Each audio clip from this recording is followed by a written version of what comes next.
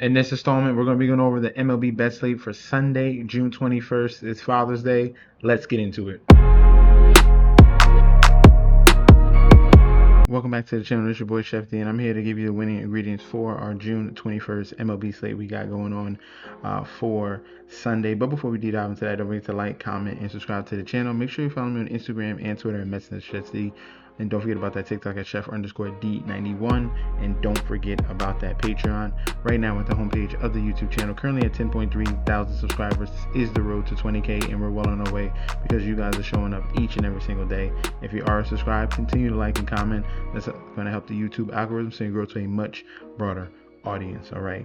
Now for yesterday's video, another great video. If you guys tuned in, we're waiting on one more play, but if that doesn't come through, if without that game, we went 3-1 in this video in here. So 3-1, a very solid day. If it comes through, then that's 4-1. If it doesn't, 3-2, still over 500, and that is always the goal, over 500. All right. So even on the Patreon, we slapped it in the World Cup. We had the Sweden, Netherlands both to score, the over 2.5. We had Germany money line. We had the under in Ecuador, Curacao. We didn't get the Ecuador -1.5. They didn't score at all. They really can't score. They're really good defensively, but they can't score. And then as you see, we had the Germany money line and the BTTS right here, as you can see. So if you want more of these winning plays, and we have a community parlay right now going on. We're just waiting on one more game, and that can cash as well. Actually, two more can cash as well. So continue to lock in and click on that link provided down below so you can get access to this Patreon. Stop missing out on these opportunities.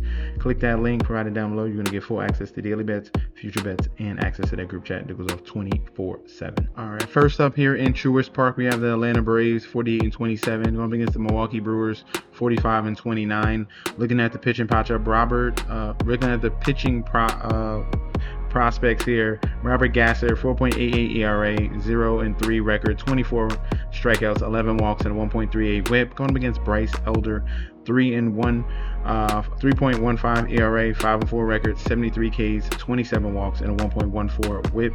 Odds here, we got the Braves home favorites yet again, -140. Come back on the Brewers at a +118. All right, so this series right now has been dominated by the Atlanta Braves.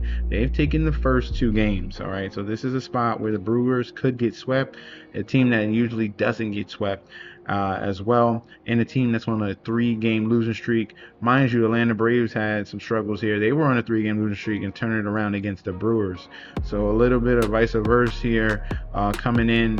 And technically, you would think this spot is, hey, back the Brewers. They're a really talented team. No way to get swept. But you got Robert Gasser on the mound. He has a lot of issues against lefties.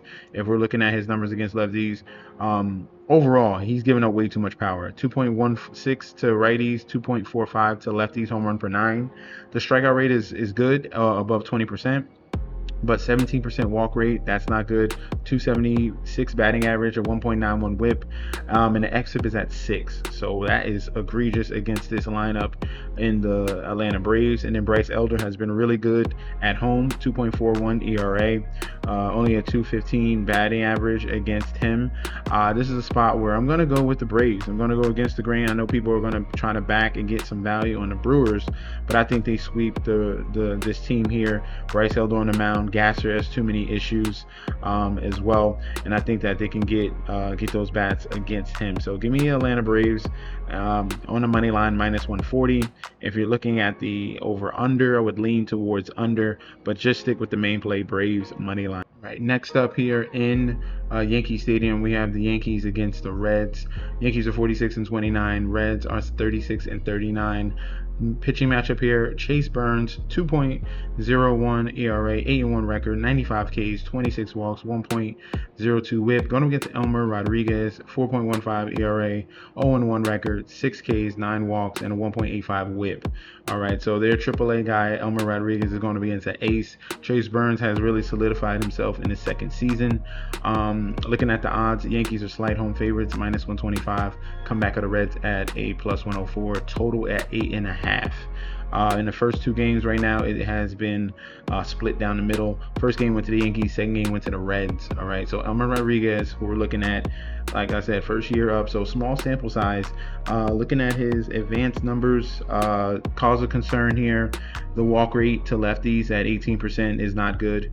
Walk rate to righties at 10%. The batting average to righties at a 357. The whip is at a 1.95. The whip against lefties is 1.74. The xFIP versus lefties is supposed to be even worse at a 9.25. And then his xFIP for righties is supposed to be worse too at a 4.45. So obviously, probably pitching over his head. A lot of teams first time seeing him, but it's not really special. He doesn't have really special stuff. He hasn't honed in his control, as you see all the high walk rates, 6 walks to lefties already in 6 innings. That's not good. All right. Chase Burns on the other end, he's not going to give up those opportunities. He's been absolutely elite at home and on the road. It really doesn't matter. It doesn't matter if it's lefty versus righty. 39% strikeout rate versus lefties, 29% strikeout versus righties. The average is below 250 versus righties. The average versus lefties at a 158. Walk rate is super low. xFIP is at 2. This is a spot where I'm going to have to be backing the underdog here. All right, so Reds plus 1.5 main play, secondary play Reds on the money line. I could definitely see an upset here, and the Reds getting the series here 2-1 against the Yankees. Next one up here in Comerica Park, we have the Tigers 32-44 going up against the Chicago White Sox 39-36. Looking at the pitching matchup, Davis Martin 3.31 ERA, 9-3 record, 83 Ks, 20 walks and a 1.19 whip. Going against Kiter Montero 3.67 ERA, 3-5 record, 50 Ks, 17 walks and a 1.02 whip. Odds for this game is almost even, -119 for Tigers, a slight favorites at home. Come back at the White Sox in his division matchup at a -101. Total is going to be at 8. All right, so there's going to be a really down to the wire game.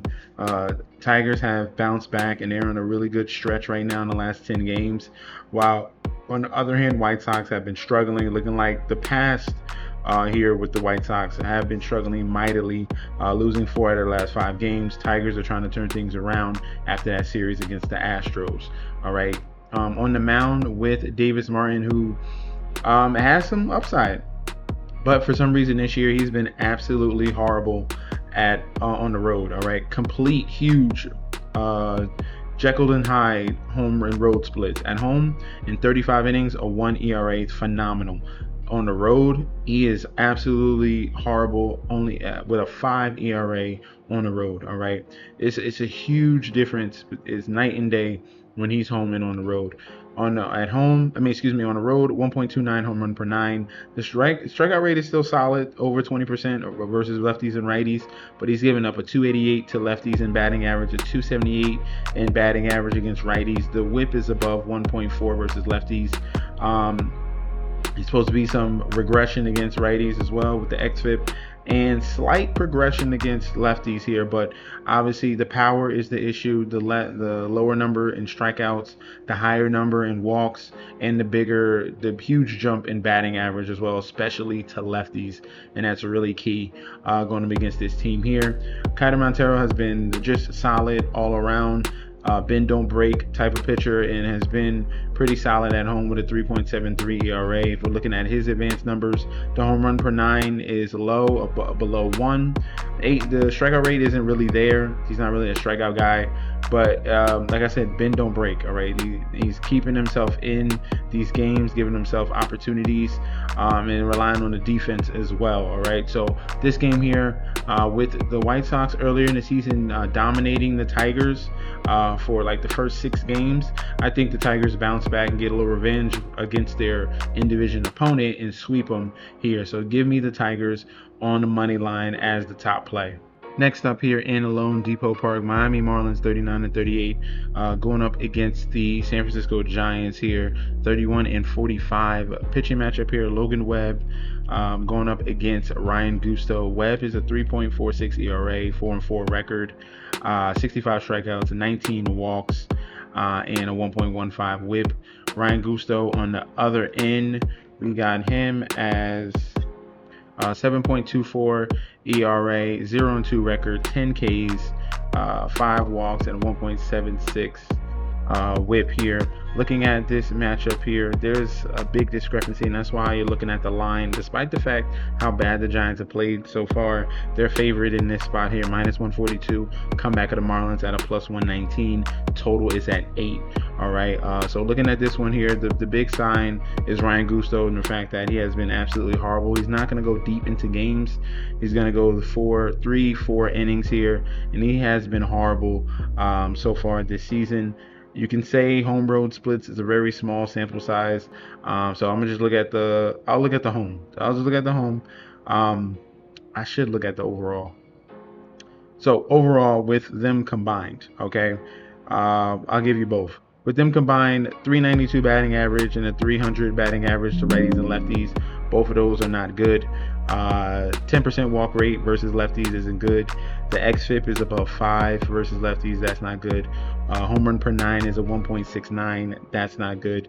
If we're looking at just the home game, which was only like 2 starts, because he doesn't go far, and they're going to be going to that bullpen. 250 average versus righties, 200 average versus lefties, a 1.3 whip. That's not good. 23% strikeout rate is versus righties. That's solid, but that could come with a grain of salt. All right, so like I said, very small sample size, but everything we're looking at right now in total has been a lot of question marks coming from the Gusto side, and you can't have that when you're going up against Logan Webb, the ace of the San Francisco Giants. Here is a guy that they can rely on. He's been really good on the road, below 3 ERA at a 2.97. If we're looking at his advanced numbers, he's keeping a K rate above 20%. Walk rate versus righties is at 13%. That's a concern, but the average is super low at a 163 versus righties, a 217 against lefties. The whip is at 1.2 versus righties, and then a 1.09 versus lefties. That's solid. xFIP, there's progression versus lefties at a 3.12, and the righties xFIP is a little regression at a 4.11. But overall, this is the better pitchers on the side of our guy in Logan Webb. I think that the San Francisco Giants are in a better spot right here against the Marlins, and they can tie this series 3-3 here. All right. First and foremost, the Giants lost the first 2 games as well. I think they get one and salvage and avoid a sweep.